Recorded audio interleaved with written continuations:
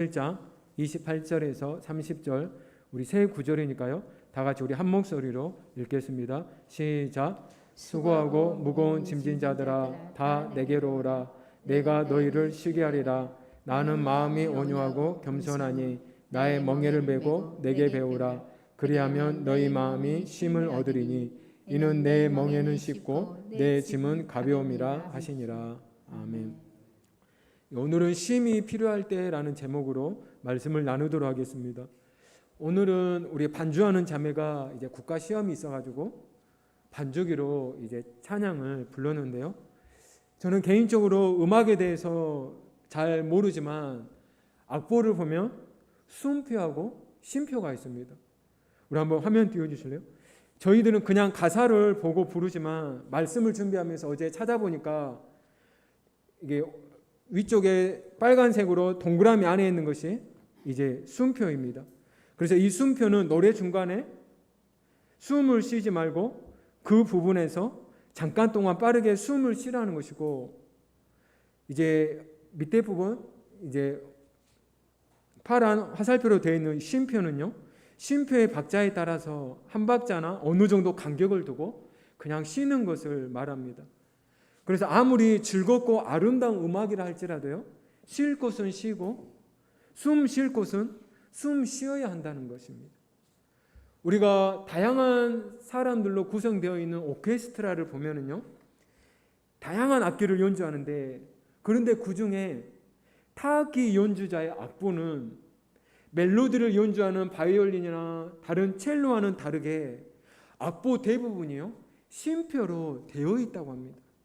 한참을 쉬다가 뭐 심볼즈나 아니면 팀파니 같은 이런 타악기는요, 중간에 몇 번에 걸쳐서 치기만 하는데도 음악에 백미를 더한다고 합니다. 물론 다른 악기에 비해서 연주하는 시간이요, 극히 짧아요. 얼마 없어요. 하지만 그들도요, 아름다운 그 오케스트라 음악을 위해서요, 긴 연주 시간 내내 긴장을 놓지 않는다는 것입니다. 왜냐하면 쉼표도요, 음악의 중요한 한 부분이기 때문입니다. 계속 연주하는 시간만이 음악이 아니라 쉬어야 할 타이밍에 쉬는 쉼표도 음악의 중요한 한 부분이라는 것입니다. 오늘도 이제 가을 장마비가 계속 내리고 있는데요, 어느덧 이제 무더운 여름이 지나고 이제 가을 입구에 들어섰습니다. 그동안 더워서 물을 찾았던 사람들의 발걸음이요, 이제 산으로 옮겨갈 것입니다. 자신이 좋아하는 산, 그 숲속에서 깊이 숨을 들이마실 거예요. 그런데 그곳에서 들이마시는 쉼과 숨과 어느 날 중요한 약속이 있는데, 이제 막 그 장소에 겨우 도착해가지고 막 뛰어갔어요. 커피숍이나 어디 미팅 장소에. 그때 헐떡거리는 숨은요, 완전히 다른 숨이라고 하는 것입니다. 쉼표가 음악의 중요한 한 부분인 것처럼 저와 여러분의 삶에서도요, 쉼도 일과 마찬가지로 중요하다고 하는 것입니다. 매일 바쁘게 살아가는 우리 삶에서 쉼은요, 반드시 필요합니다. 쉬지 않고 계속 달려가다 보면요, 어딘가 고장이 나기 마련입니다. 일하는 것과 쉬는 것 사이에 적절한 균형을 맞추는 것이 우리에게 꼭 필요한데요, 그런데 문제는 어떻게 해야 정말 잘 쉬는 것이냐, 그게 문제라는 것입니다. 그래서 오늘 성경 말씀을 보면 주님께서는요, 진정한 쉼이 무엇인지 우리에게 가르쳐주고 계시는데요, 예수님께서는 삶에 지친 우리에게요, 평안과 쉼을 주기 위해서 때와 장소를 가리지 않고 우리를 초청하고 계신다는 것입니다. 우리는 때때로 내 자신조차 내가 현재 무엇을 하고 있는지 모를 정도로 정말 삶의 무게를 지탱하느라 고통을 감내하면서 어려움을 감내하면서 살아가지 않습니까? 이럴 때 주님 곁에 가기만 하면 결코 지치지 않는 쉼을 제공받게 된다고 하는 것입니다. 하지만 하나님께서는요, 분명한 원칙을 세워놓으셨어요. 그것은 무엇이냐? 죄 때문에 하나님과 분리된 인간은 그 어느 누구도 주님께서 주시는 온전한 쉼을 누릴 수 없다는 것입니다. 왜냐하면 쉼이라고 하는 것은요, 구원 안에서만 누릴 수 있기 때문입니다. 예수님의 의도는 분명해요. 영혼의 쉼이 없는 한 참된 쉼을 사람들은 경험할 수 없다는 것입니다. 그렇기 때문에 사람들은 예수 그리스도 안에서 하나님이 주시는 그 쉼을 누리기 위해서 먼저 구원의 은혜를 경험해야 한다고 하는 것입니다. 우리가 믿음의 여부를 떠나서요, 요즘 이 코로나 팬데믹, 이 코로나 상황에서, 물론 그 전에도 힘들었지만 이 코로나 상황에서 더 사람들이 힘들고 어려운 상황 속에 놓여 있습니다. 뭐 믿음이 있다고, 하나님을 믿는다고 해서 환경이 갑자기 좋아지는 게 아니에요. 세상의 수고로움과 무거움, 근심 걱정은요, 믿음 없는 사람이나 믿음 있는 사람이나 별 큰 차이가 없어 보인다고 하는 것입니다. 하지만 현실 속에서 믿음이 있느냐 없느냐에 따라서요, 그것을 대한 우리의 마음의 자세가 전혀 달라지더라는 것입니다. 마치 그런 거예요.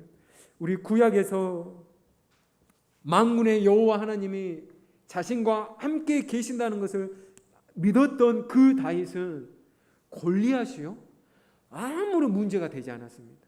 하지만 믿음이 없던 이스라엘 백성과 사울 왕에게는요, 그 골리앗은 그때 당시의 현실에 두려움이었고 근심이었고 걱정의 대상이었지만 다윗에게는요, 전혀 그렇지 않았다고 하는 것입니다.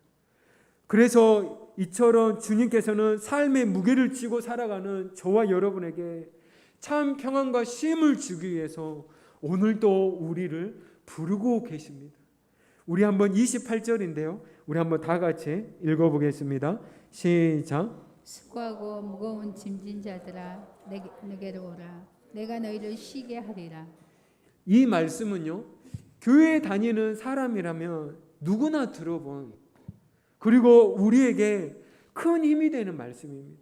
그냥 말씀을 대하기만 해도, 읽기만 해도 위로가 되고 은혜가 되는 말씀입니다. 그런데 이 말씀을 자세히 들여다보면 수고하고 무거운 짐진 자들, 그 사람들 중에서 몇 명만 오라는 것이 아닙니다. 그리고 어떠한 자격을 가진 사람들만 오라는 것이 아니에요. 수고하고 무거운 짐진 자들은 예외 없이 누구나 다 오라고 말씀하고 계신다는 것입니다. 수고해서 피곤한 사람들이요, 무거운 짐 때문에 지친 사람들이요, 나에게 오라는 거예요. 그러면 내가 너희를 쉬게 하리라라고 우리에게 말씀하고 계십니다. 실제로 여러분이 지난 한 주 동안 살아가면서 아마 어떤 분은 수고하고 무거운 짐을 지면서요, 힘겹고 고단한 시간들을 이제 지낸 한 주간이 되신 분도 계실 것입니다. 내가 가지고 있는 이 짐이, 내가 가진 이 짐의 무게가 너무나 버겁고 무거워서 피로하고 힘들 때가 많은 한 주간이 되신 분도 계실 것입니다. 더구나 이 코로나 상황, 그러면 주님께서 여기에서 언급한 수고의 짐, 무거운 짐은 무엇일까요? 오늘 본문 앞부분을 보면 이 무거운 짐, 수고의 짐을요, 죄의 짐이라고 말씀하고 있는데요, 창세기를 보면 사람의 어깨에 놓여진 수고의 짐은요, 죄와 더불어서 인간에게 주어진 결과라는 것입니다. 우리 한번 창세기 3장 17절 우리 한번 다 같이 읽어보겠습니다. 시작. 아담에게 이르시되 네가 내 아내의 말을 듣고 내가 네게 먹지 말라 한 나무의 열매를 먹었은즉 땅은 너로 말미암아 저주를 받고 너는 내 평생에 수고하여 그 소산을 먹으리라.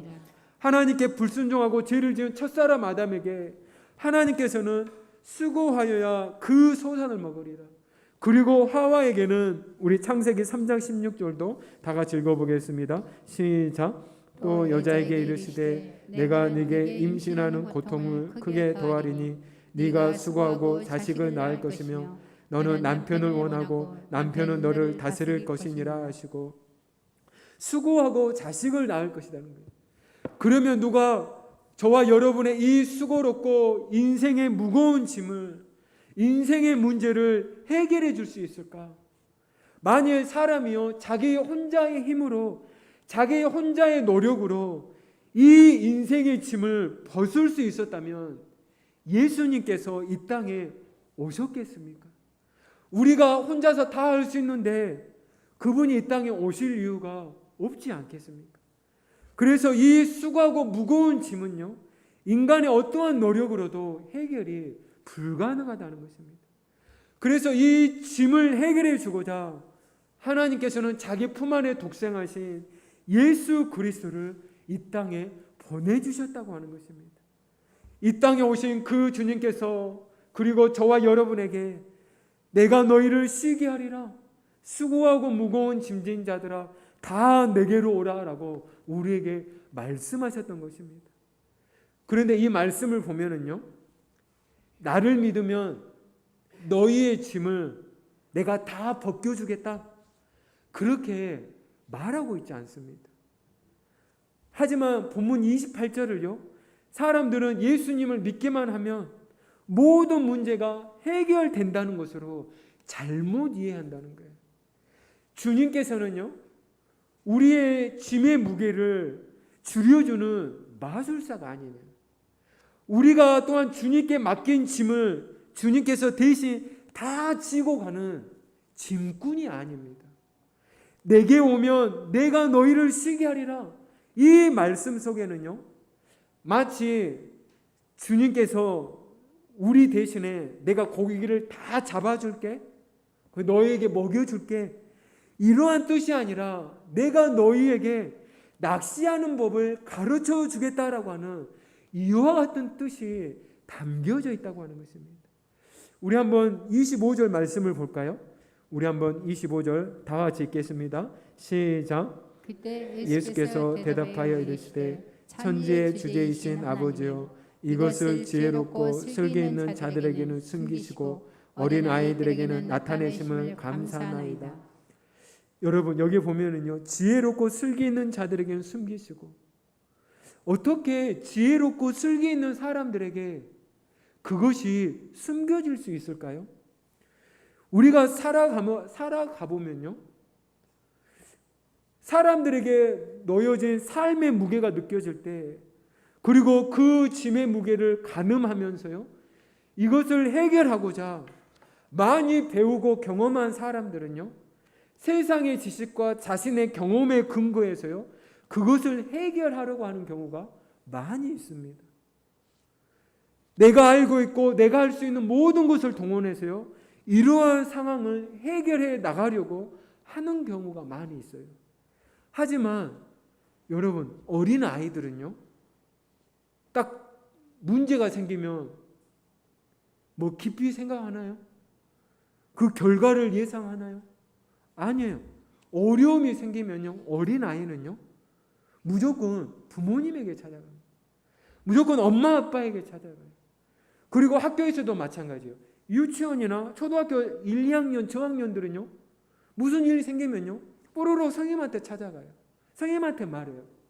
하지만 고학년이 될수록 이제 무슨 일이 생겨도, 요즘에 뉴스에 한 번씩 나오는 것처럼 이런 학교 폭력을 당해도 자기 혼자 속으로 삭혀요. 그러다가 이게 스스로 나쁜 선택을 하지 않습니까? 이처럼 어린 아이들은요, 무슨 일이 생기면 그냥 부모님에게 찾아가요. 그래서 그것이 해결되면 기뻐하고 감사한다는 것입니다. 예수님께서는 바로 이런 것을 말씀하고 계시는 것입니다. 우리가 우리의 생각과 경험, 지식에 의존해서 나의 모든 짐을 다 지고 가려고 하지 말라는 것입니다. 오히려 28절에 수고하고 무거운 짐진 자들아 다 내게로 오라, 내가 너희를 쉬게 하리라. 이 말씀에 보면 조건이 딱 하나만 있습니다. 다른 조건이 있는 게 아니에요. 조건 하나는 뭐냐? 다 내게로 오라, 주님께로 오라는 거예요. 주님 앞으로 나아오라는 것입니다. 우리가 일반적으로 사람들을요, 여러분들도 마찬가지예요. 저도 마찬가지예요. 어떤 공적인 자리나 어떤 그런 미팅이 있을 때요, 격식 있는 자리에서 사람들을 만나려고 할 때 그때는요 실수하지 않으려고 잔뜩 긴장하게 됩니다. 물 하나 먹는 것도요 엄청나게 긴장을 해요. 그러다가 집에 오면 그런 긴장감을 내려놓고 자신의 있는 모습 그대로 가족들 앞에서는요 평안하고 자연스럽게 쉼을 갖습니다. 안식을 해요. 예전에 사역했던 교회에서 목사님이 강주 기독교 교단협의 회장할 때 이제 한 달에 한 번씩 강주 조찬 기도를 했어요. 계일운동에 있는 금수장 호텔에서 강주에 있는 이제 기관장들, 뭐 고검장, 그리고 구청장, 시장, 그리고 언론인, 그리고 원로 목사님들, 그러면 이제 제가 운전했거든요. 그러면 다른 기관장들은 다 비서진들이 있어요. 양복 위에서부터 아래까지 구두까지 반짝반짝거려요. 그러면 이쪽 큰 홀에서 그분들이 따로 예배를 드리고 이제 식사를 해요. 그러면 우리들은요 다른 비서관과 함께 저도 이쪽 조그만 방에서 밥을 먹어요. 그러면 그때는요 긴장이 돼가지고요 저쪽에 언제 끝나나, 다들 이쪽에서 밥 먹는 사람들은요 뭐 밥이 맛이 있는지 없는지 몰라요. 그냥 얼른 먹고 이제 밖에서 대기하고 있습니다. 이처럼 그런 공적인 자리는요 잔뜩 긴장을 해요. 우리가 주님 앞에서 안식을, 쉼을 얻게 되는 이유가 무엇인지 아십니까? 주님은 저와 여러분의 있는 모습 그대로 우리를 받아주시기 때문입니다. 어떤 긴장도 가질 필요가 없다는 거예요. 나의 어떤 동작이, 내가 하는 말 한마디 한마디에 긴장을 가질 필요가 없다는 거예요. 우리에게 쉼을 주고자 부르시는 주님의 부르심에 단지 다 내게로 오라 말씀하신 것처럼 그 주님의 말씀 앞에, 부르심 앞에 저와 여러분은 그냥 응답함으로 나아가기만 하면 된다는 것입니다. 이처럼 현실이 어떠하든 간에 우리의 마음속에 주님의 부르심 앞에 응답할 때 찾아오는 하나님이 주시는 평안과 하나님의 쉼, 다른 말로 하면 하나님의 샬롬을 누리는 은혜가 있기를 주님의 이름으로 축원드립니다. 그리고 주님께로 나오는 이들에게 주님께서는 또한 말씀을 하시는데요. 우리 한번 29절과 30절 우리 한번 다 같이 읽겠습니다. 시작. 나는 마음이 온유하고 겸손하니 나의 멍에를 메고 내게 배우라. 그리하면 너희 마음이 쉼을 얻으리니 이는 내 멍에는 쉽고 내 짐은 가벼움이라 하시니라. 여기에서 멍에라고 하는 것은요 소나 낙에게 짐을 지우기 위해서 또는 밭을 갈게 하기 위해서 이제 다는 나무로 만든 도구이죠. 그런데 이스라엘에서는요 이 멍에라고 하는 것은 소 2마리가 어깨에 메어서 밭을 가는데, 그런데 이때요 소들을 큰 소하고 작은 소 이렇게 쌍으로 매게 한다고 합니다. 그래서 작은 소를 훈련시키고 큰 소 혼자서 갈기 힘든 밭을요 효과적으로 갈게 하기 위해서 그렇게 의도적으로 큰 소하고 작은 소에게 멍에를 메운다고 합니다. 그런데 보면은요 여러분, 그냥 자연 속에서요 자유스럽게 살아가는 동물에게는요 멍에를 메우지 않아요. 멍에가 없다고 하는 거예요. 주인을 위해서 봉사하는, 다시 말하면 주인의 일을 대신해주는 가축에게 멍에를 지운다고 하는 것입니다. 그러니까 세상에서 힘든 사람들을 쉬게 해주겠다라고 놓아놓고서는 나의 멍에를 메라? 어떤 사람들은, 저도 마찬가지예요. 수고하고 무거운 짐진 자들아 다 내게 오라. 내가 너희를 쉬게 하리라. 이 말씀에서는 은혜를 받는데 그 다음 구절 29절로 오니까 나의 멍에를 메라? 주님의 멍에를 메라고 하니까 교회에 오니까 짐 하나 더 얻어가지고 가네. 신앙생활 하면 할수록 하나님이 요구하시는 것이 왜 이리 많지? 혹 때려왔다가 혹 붙이고 가는 거 아니야? 그래서 교회에 발을 들여놓기 부담스러워하는 분들이 제일 큰 이유 중에 하나가 그가 아닙니까? 주일 성수. 그냥 자기의 마음에 어느 정도 위안을 삼고자 하는데 주일 성수하라니까. 신앙생활을 하면 할수록 하나님 요구하시는 거 왜 이리 많지? 세상이 힘들어서 교회 왔는데 내 삶은 주님을 믿기 이전이나 이후나 하나도 변하지 않는데 멍에를 매라? 짐이 배가 된다는 거예요. 실제로 이런 생각들이 우리 속에 찾아오기도 합니다. 어떻게 멍에가 쉽고 짐이 가벼울 수 있을까요? 멍에를 메우는데 어떻게 쉼을 얻을 수 있을까라는 생각이 들면서요, 이 말씀이 받아들이기가 정말 쉽지 않을 수 있지만 우리가 이 말씀뿐만 아니라 성경 66권을 통해서 알 수 있는 것은요, 하나님은 전지전능한 하나님이시다는 것입니다. 이 모든 세상을 창조하시고 우리를 창조하신 그 하나님은요, 모든 것을 주관하시며 다스리는 분이시다는 것입니다.